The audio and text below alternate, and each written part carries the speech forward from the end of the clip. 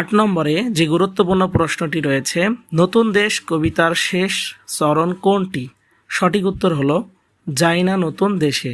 অর্থাৎ শেষ 2 লাইন ছিল, বাবা কেন অফিসে যাই না নতুন দেশে। তাহলে যাই না নতুন দেশে হলো শেষ চরণ।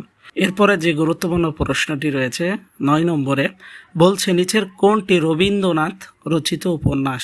রবীন্দ্রনাথ কর্তৃক রচিত উপন্যাস হলো গোরা এবং শেষের কবিতা। অর্থাৎ 9 সঠিক উত্তর হলো খ 1 ও 3। 10 নম্বরে, সাগর পাড়ে সারি বেঁধে কি দাঁড়িয়ে আছে?